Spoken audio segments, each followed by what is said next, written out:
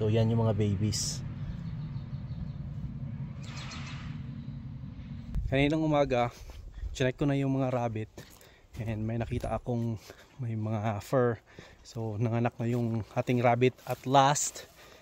Ang tagal-tagal kong hinintay na manganak sila, and saka very anxious ako sa kung manganak sila at kung mabubuhay yung mga anak nila. So yun, napaka exciting kasi first time ko makikita yung result ng pag-alaga ko sa kanila.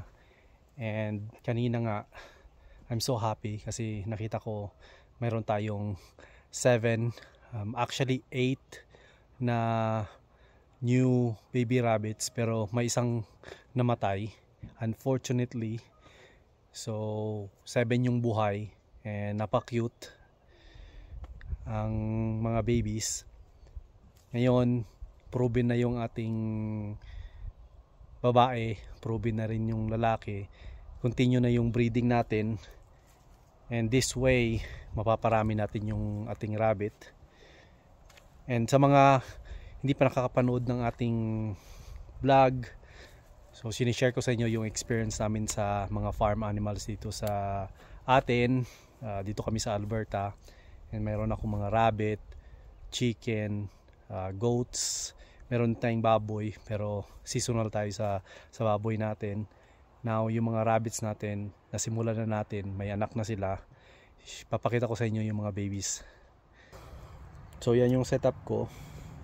Nandun sa loob yung mga rabbit, and then meron akong tutti box dito sa labas. So may tunnel siya papunta sa loob. So nandito yung mga babies. Yan, check natin. Yan, maraming fur. So yan yung mga babies.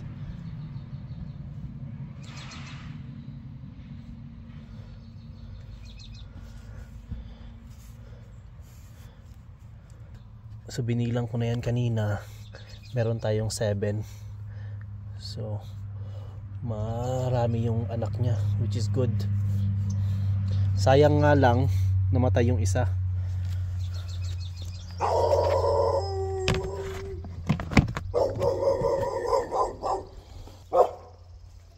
Masyado maingay yung aso ng kapitbahay natin. Nadi-distract yung mga rabbit. So meron pa tayong mga tutti box dyan sa loob para pag nanganak yung ibang mga rabbit. Tapos na ako mag-check ng ating mga rabbit. Usually chine-check ko lang sila early in the morning and noon time, kasi ayaw kong i-disturb yung mga nanganganak, and then very quiet lang tayo. Kaya nauubos yung time ko not in the rabbit, pero dito sa ibang animals, lalo na yung baboy. Kakarating lang nitong baboy, pero inuubos nila yung time ko by giving them water, food. Kasi yung water nila, lagi nilang dinudumihan, and lagi akong nagpapalit. So yan, medyo marumi na ng konti, and kailangan na ng palitan mamayang hapon. So maybe kailangan ko lang siya i-replace morning and afternoon para meron silang fresh water. Pero yung feeding nila, binibigyan ko sila ng marami in the morning and then konti lang in the evening, para at least meron silang kainin before they go to sleep. Pero ang lagi kong minomonitor nowadays is yung mga baby goats, kasi alam mo na may mga predators tayo dito like coyote and foxes, but we don't know. So far, thank goodness, wala pang mga predator attack dito sa amin, and always nasa labas yung ating dog para magbantay, si Maxine, para at least may magbark pagka mayroong predators, pati na rin yung mga deer, kasi maraming deer, lagi kami nakakita ng deer dito sa area namin, and siya rin yung magpuprotect para sa ating mga garden. Now dito sa field, almost half of the time nandito ako nag-visit kasi chine-check ko yung mga nanganganak. Yun, nandun kasi siya sa dulo, lagi siya dito, and due na siya. Last time akala ko nag-labor na siya, pero hindi pa pala.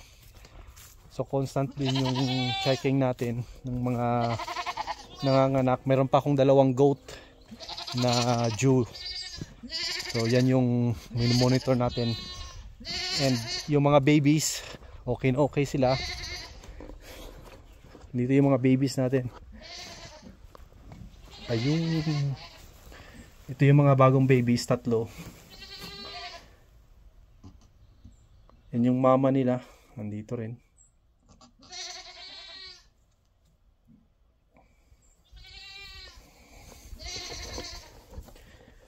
So masaya na meron kaming konting farm animals, and nag-i-expand na yung mga alaga natin. At the beginning, syempre, hindi naman maramihan kaagad, pero dahil nanganganak na sila, dumarami na yung mga animals natin. And nagkakaroon ng magandang progress yung ating farm. So kung nagbabalak din kayong mag-farm, masaya, naiiwasan nyo yung stress sa city. Pag nandito kayo, ang na-engage nyo is yung animals. Back to the roots talaga tayo, pati rin yung mga kids, back to the roots. Nag-aalaga tayo ng mga animals. Yung food natin galing din dito sa pinagpaguran natin. Kami rin yung nagpa-process, nagbo-butcher ng baboy dito sa farm, animals. Pero so far, gusto lang namin na i-expand muna para at least maganda yung magiging progress ng farm natin. So in the future, maging maganda na. Share ko sa inyo yung malaking struggle ko ngayon sa ating garden. Kasi yung lupa hindi talaga maganda, maraming sand, at saka mahirap i-penetrate yung lupa ng tubig, parang powder. So umulan kahapon ng whole day, yung ulan hindi kalakasan, pero saktong mababasa lahat ng lupa, pero yung sa loob hindi talaga mapipenetrate. So papakita ko sa inyo. Tulad nito, kahapon basang-basa dito sa taas, and then pag open ko sa baba, yan. So ganon din, wala talagang tubig na nakapenetrate doon sa loob. So ganon lahat dito sa garden. So isa ito sa mga struggle ko dito sa gardening natin. Ngayon may strategy ako. Kumuha tayo ng mga coco coir para yun yung mag-retain ng moisture natin sa lupa. And yan yung isisiksik ko doon sa every space ng plant para pag nagdilig tayo, may mag-absorb ng ating tubig.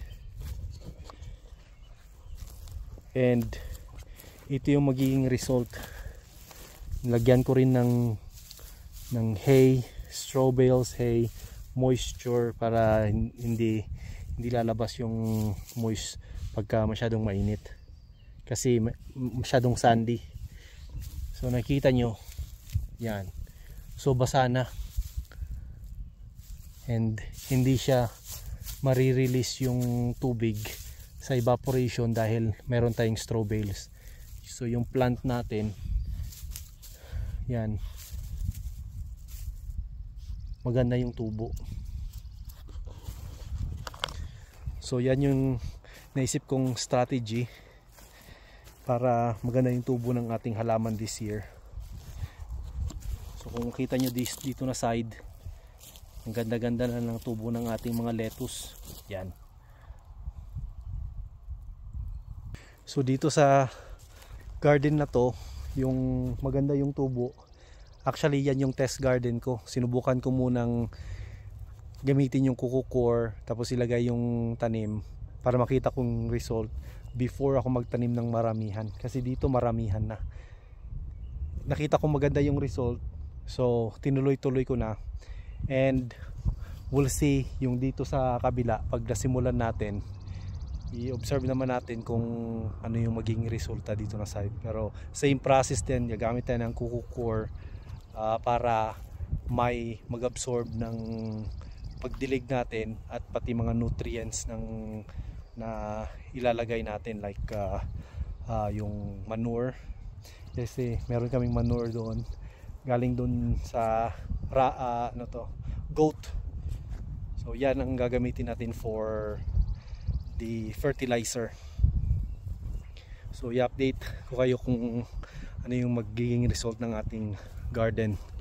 So far, ang saya-saya dito sa farm kasi may addition na naman tayo. Mayroon tayong 7 rabbits. Maghihintay pa tayo in the next day or 2 kung manganganak yung isang goat. And so guys, nag-upload tayo ng video every Tuesday and Friday. Sa may mga tanong sa farm, depende sa na-experience namin kung pwede nating sagutin. Tanong lang kayo dito sa comment. And if you like our video, don't forget, subscribe guys, and thank you for watching.